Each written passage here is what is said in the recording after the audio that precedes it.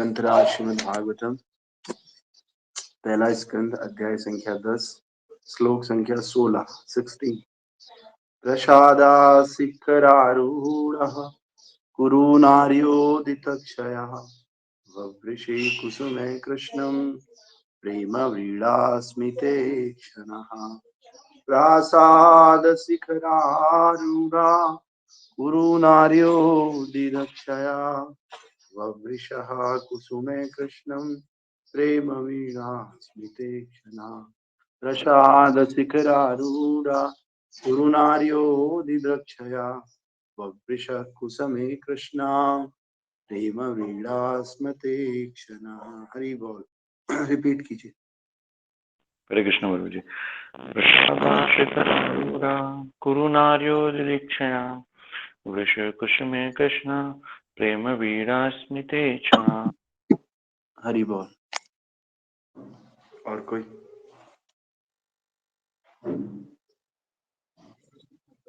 Yes.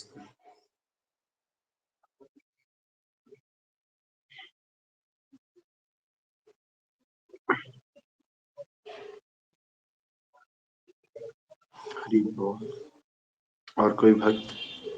हरे कृष्ण प्रभु जी। Yes.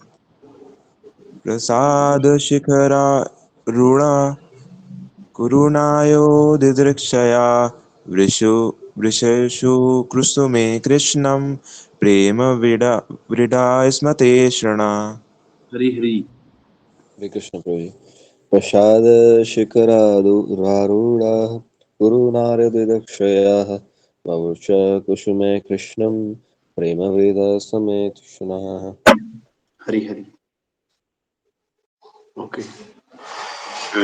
तो इसका translation इस प्रकार से है। Out of loving desire to see the lord, the royal ladies of the Kurus got up on top of the palace, and smiling with affection and shyness, they showered flowers upon the Lord. Yesterday we talked about the departure of Krishna from Hastinapur to Dwarika.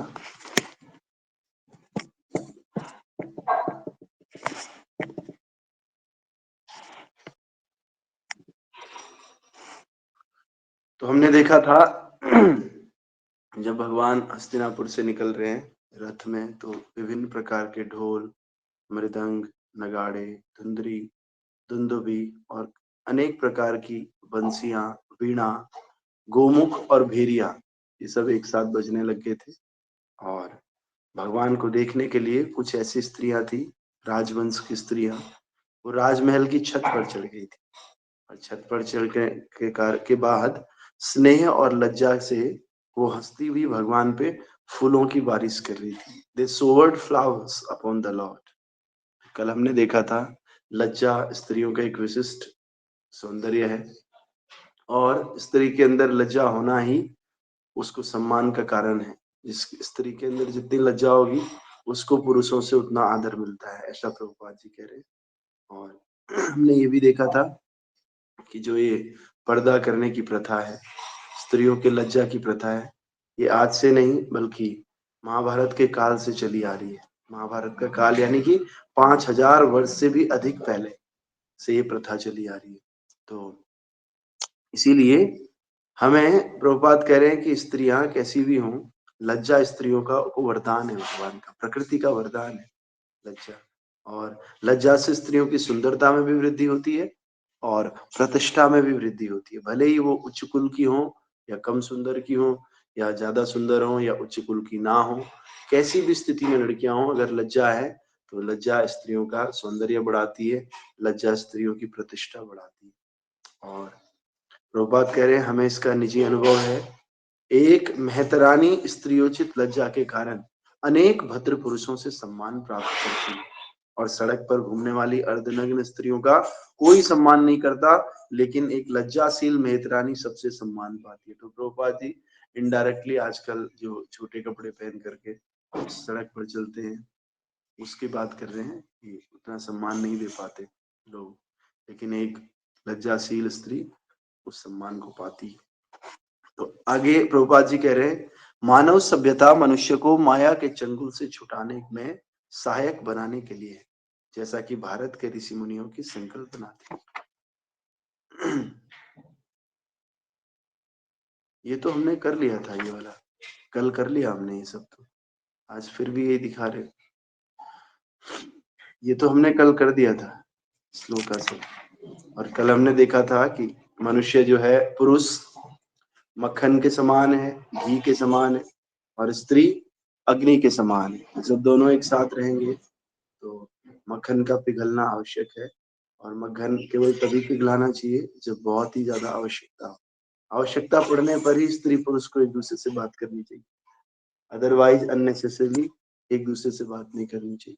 और ये जो लज्जा है ना, ये लज्जा इस अनियंत्रित मिलने जुलने पर प्रतिबिंब लगाती। लज्जा नहीं होगी तो हम किसी से भी मिल लेंगे। तो ये प्रकृति का वरदान है स्त्रियों को, इसका उपयोग होना चाहिए।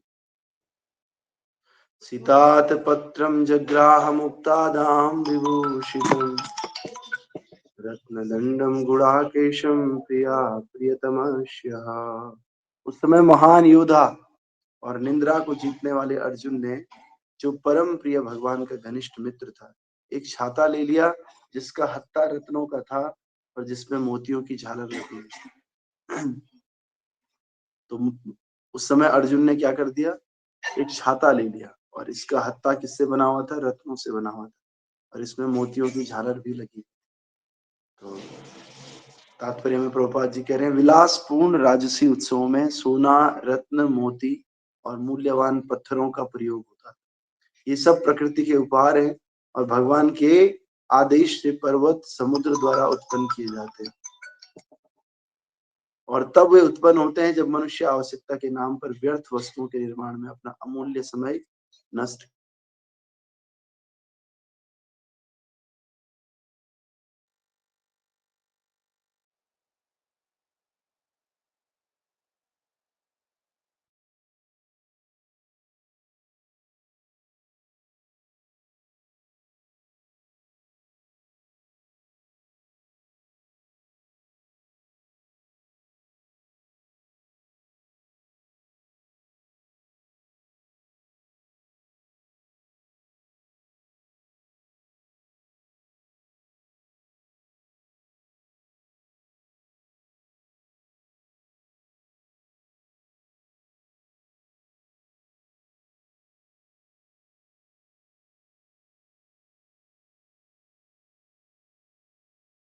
तो इस प्रकार से अमूल्य समय नष्ट नहीं करता, और वे शुद्ध घी के स्थान पर कृत्रिम घी का प्रयोग कर रहे हैं, और शहरी जनसंख्या के चौथाई भाग को सर छुपाने की जगह नहीं। तो इस पे हम कल बात करेंगे।